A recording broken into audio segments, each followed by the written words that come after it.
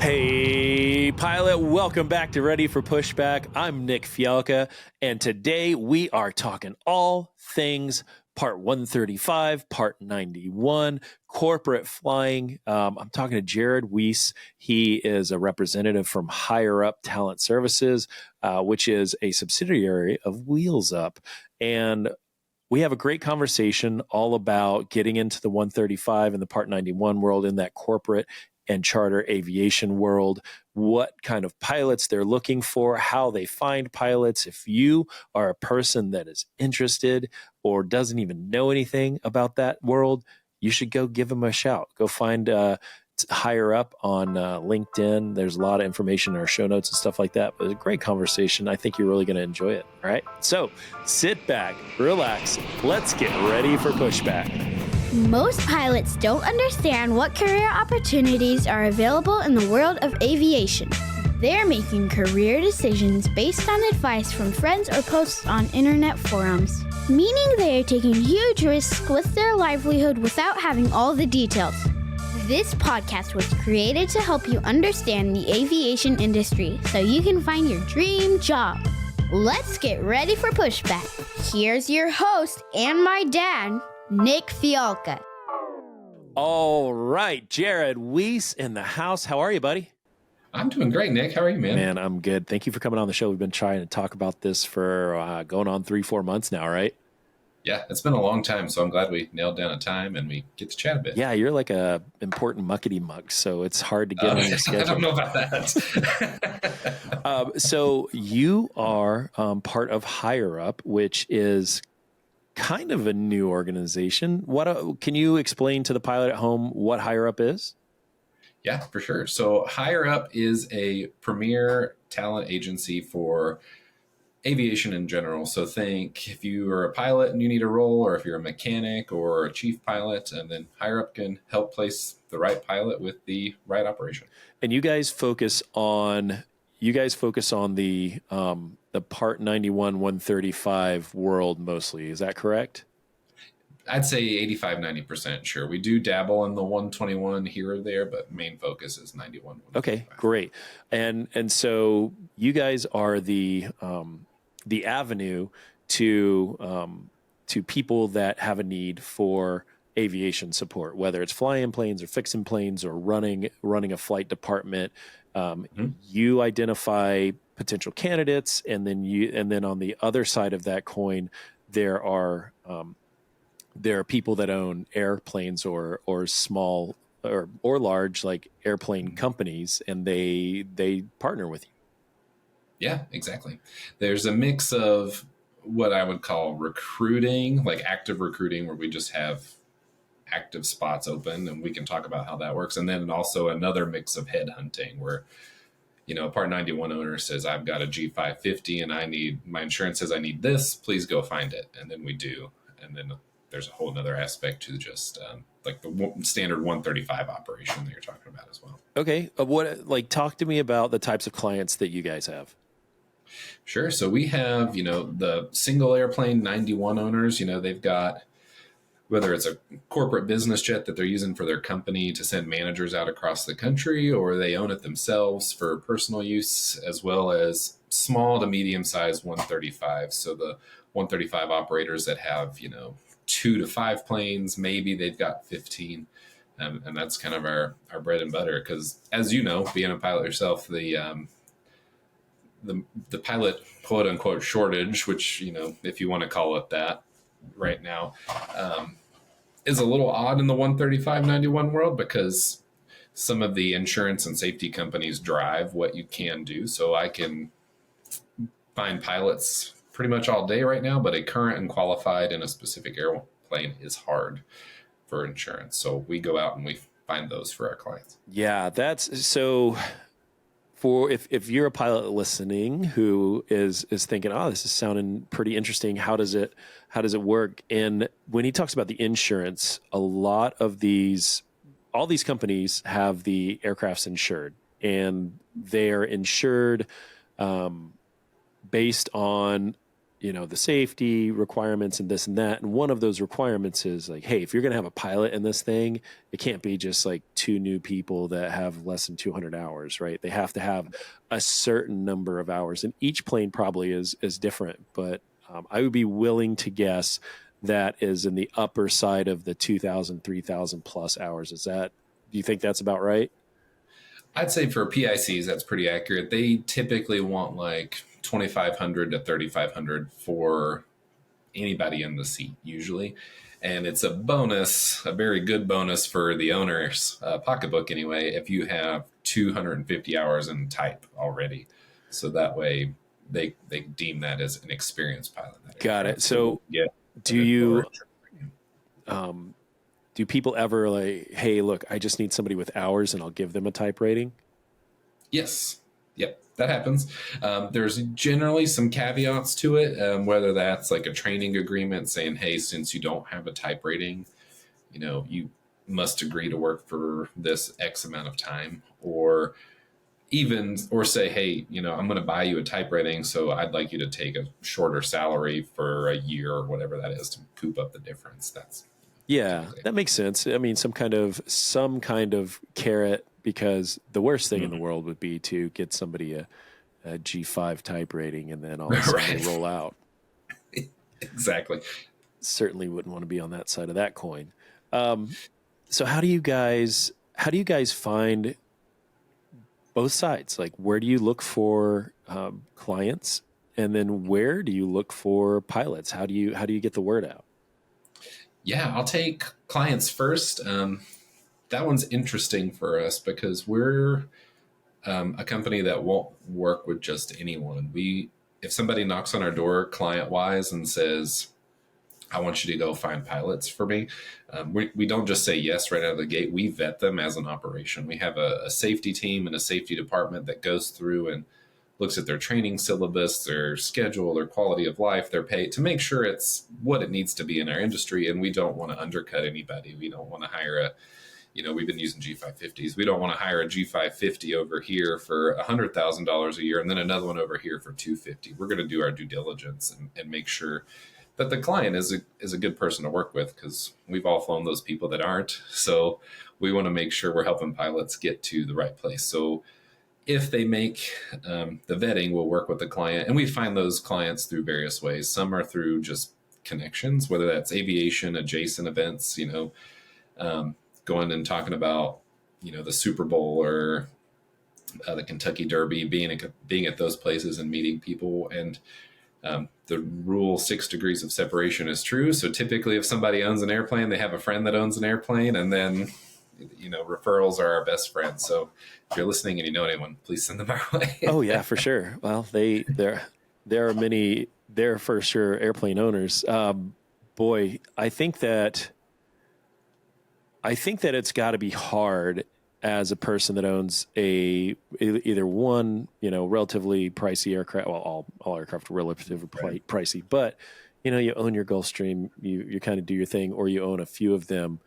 It's got to be hard to find somebody consistently to fly that plane. I fly in the 121 world. I fly with a lot of people who used to either be charter pilots or fly for an owner or a small flight department. And hearing the pluses and minuses of lifestyle, I think, are really interesting, because there's a lot more variability in the corporate world. And so that, I think, is probably one of the things that interests the people that want to stay into that corporate side of the house.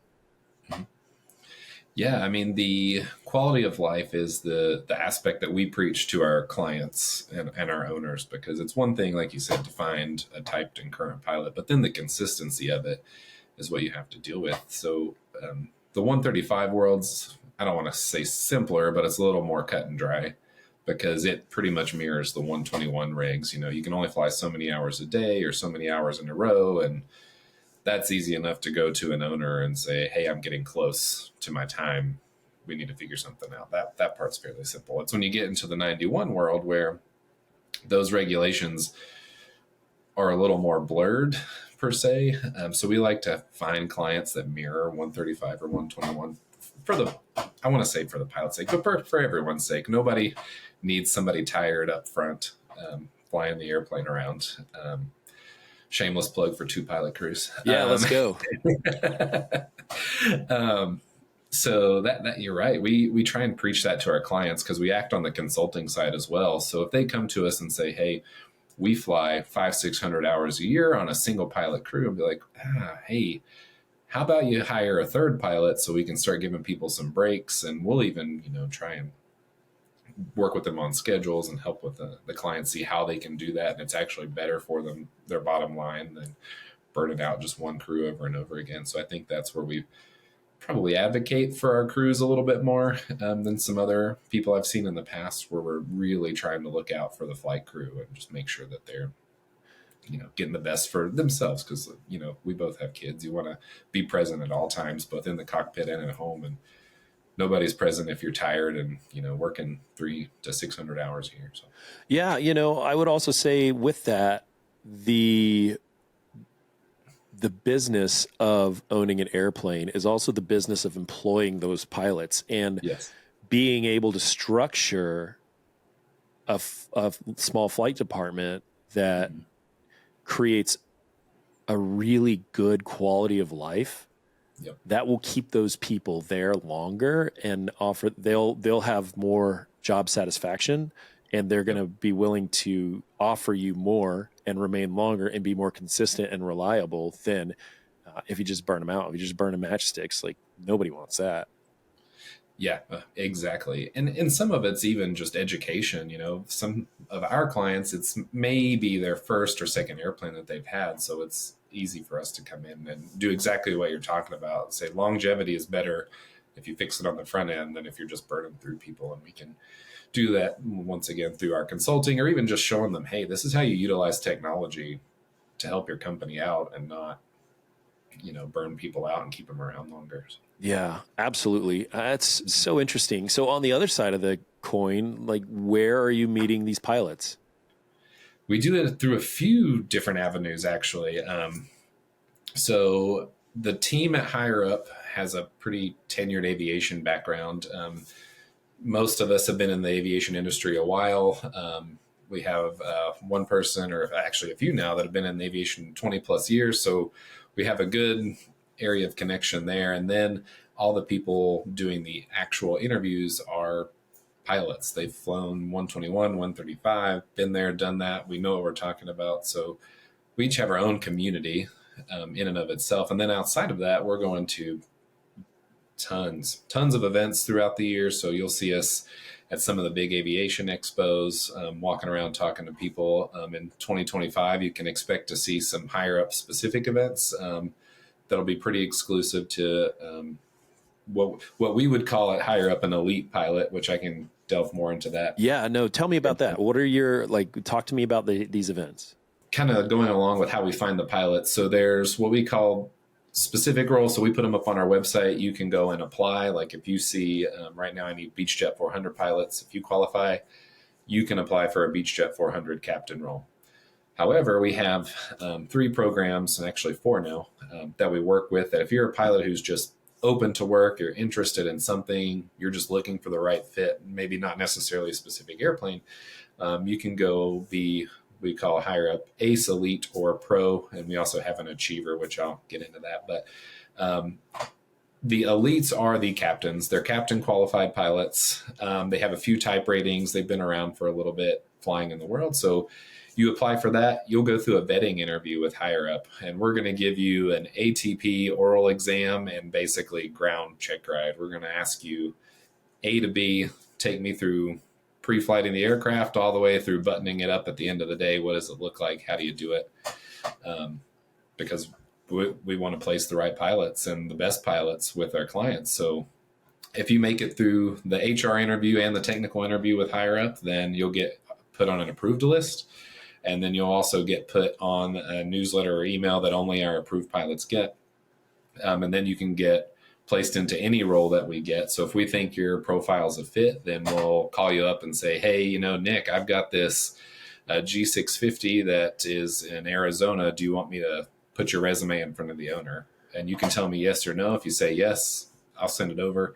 So it's easy for us to just look in our pool of pilots and say, I've got 10 to 15 people already qualified and I don't have to headhunt them. And then also those people will get the invites to the events whenever they happen. So, okay, you send me the email and I'm like, man, I'm super interested, but I live in Georgia. I don't mind living in Arizona. What do I do? Am I commuting? What is my life? It depends. Depends on what the client allows. So we have clients that are open to commuting, that aren't, that say you got to live within 45 minutes. So that part's a little variable. And we get to have that conversation too.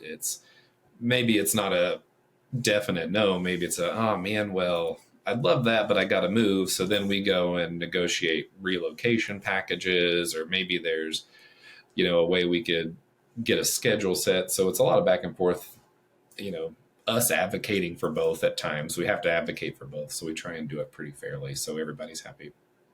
And then if it's a no, like you said, if it just doesn't work, then we just recycle you. We put you back on the approved list. And when the next one comes up, we call you again.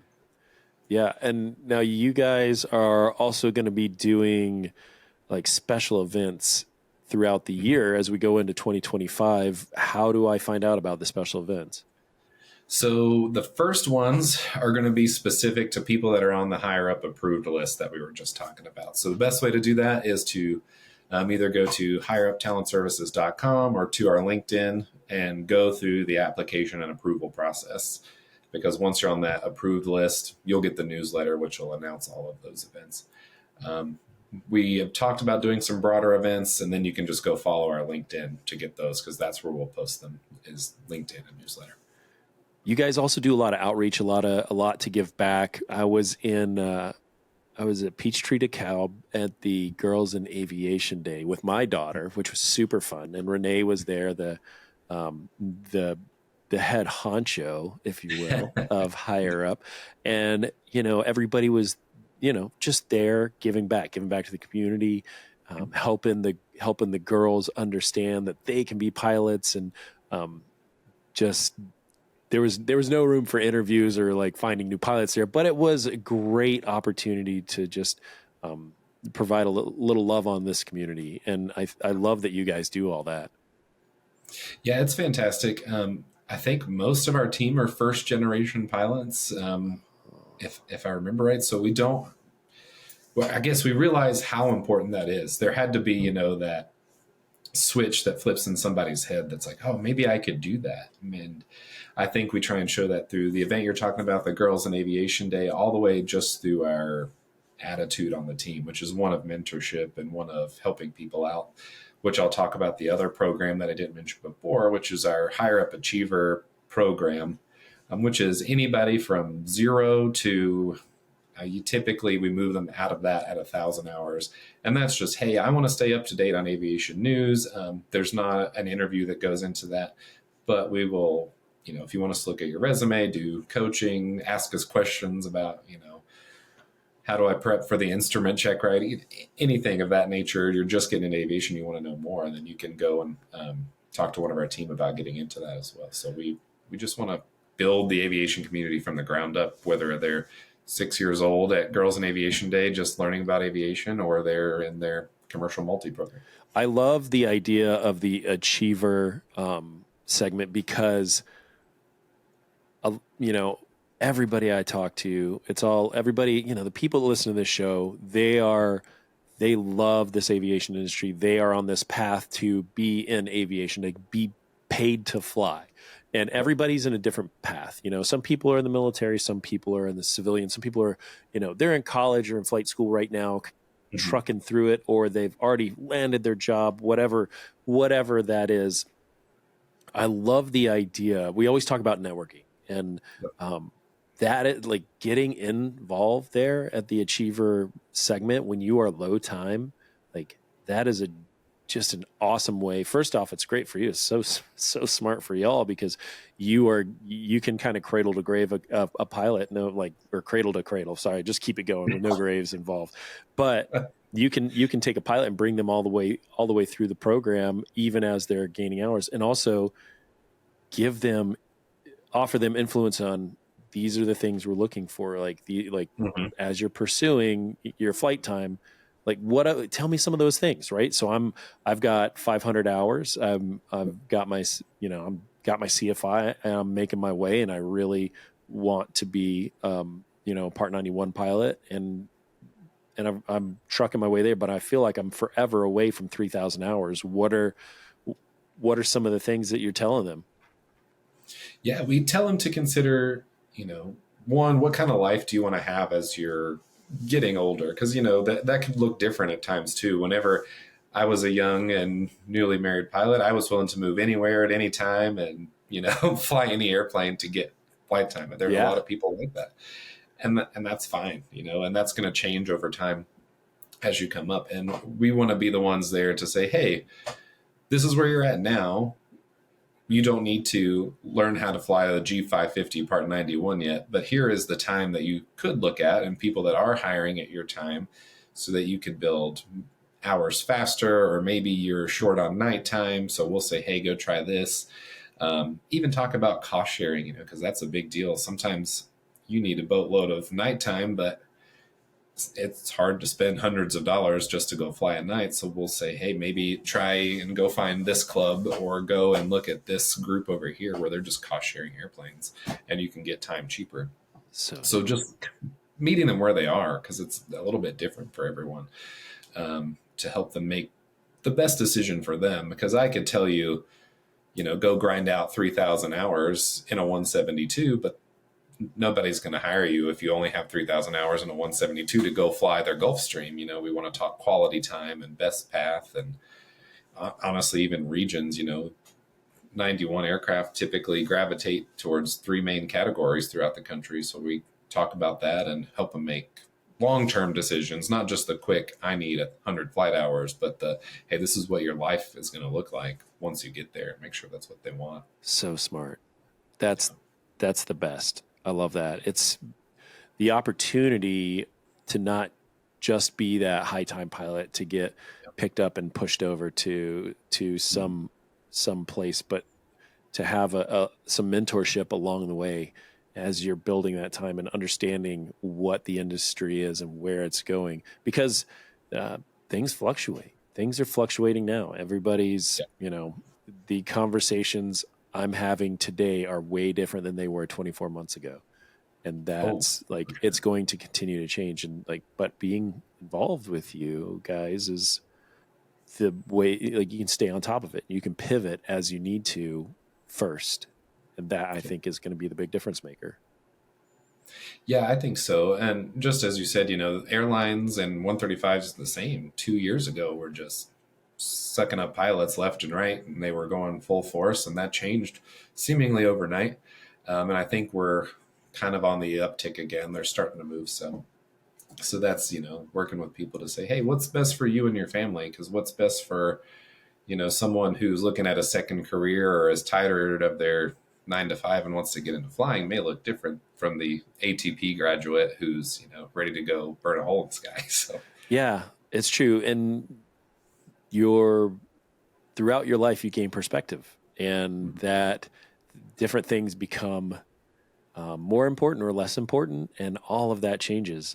I certainly have felt that in my life, and I think about what it is I'm chasing, what makes me happy. Yep. And you have to find that each person's different. And that's a really cool part about this industry is you get to find that, and you get to kind of, and if you find it and you're like, oh, that's definitely not it, there's opportunity to move it out. Yeah, I like to use my own story when I'm talking to people, because I flew 135 for a number of years, was the director of training for a while, and it was just my wife and I, and that was fine. She was willing to move anywhere. We've hopped around from Wisconsin to Nashville, and it was fun. And then I made it about 6 months into our first kid being born before I was like, oh man, what you said, what am I chasing? What do I want to do this for? And then I was able to pivot into what my role is now, which is aviation recruiting and helping other people know what's best for them. And like you said, it's going to change. So. Yeah. And that's and that's okay. That's what I want everybody to know, that you the path that you're on, tomorrow's path might be slightly different, but this industry has a lot to offer no matter what direction your path goes. And you don't have and it's still way better than any other industry. It's just so much better. That's true. I've done all the industries. This is the best one. Yeah, way better. Well, never mind. Yeah. I'm not going to name names. I don't want to make anybody angry. Yeah, a bunch of like doctors that are like in flight school right now, like shaking their head, like, "Oh my gosh, yeah, this is way better." Yeah, way better, man. Well, Jared, man, thank you for coming on the show. Thank you for spending time with the pilot, just talking about all the great things that Higher Up has offered and that you guys are building, and you are literally building it. And it's so fun to watch. Shout out to my buddy JT who made this interview happen. I'm thankful for him. Okay, if I want to cyber stalk you and I want to find out more about Higher Up, what do I need to do? Yeah, so the best place right now is our LinkedIn. So we're under our full name on LinkedIn, which is Higher Up Talent Services. So you can find us there and all of my team there. And then you can also go to higheruptalentservices.com. And then there will be more social to come. So we're going to be adding Facebook and Instagram and all of the things throughout the year. So look for us on all of it. All right, man. Well, hey, thank you for being on the show. Thanks for helping the pilots. You're the man. All right. Thanks, Nick. It's been fun. All right, pilots, that's a wrap on this episode. And I know what you're thinking. You need to make yourself a little bit better. So how do you make yourself a little bit better? You tighten up your resume. So here's what I want you to do. Go over to my website, spitfireelite.com/podcast, and you can download my free resume template. It is tight, organized, and it's the perfect pilot resume. It's just something I like to do for the pilot group, and it is free to you. So go over there, spitfireelite.com/podcast. and download your free resume template. While you're over there, look at all the services that we offer. Lots of great interview prep, lots of great application review. Everything you need to be a professional pilot is right there. spitfireelite.com/podcast. Thanks, and I'll see you on the next episode.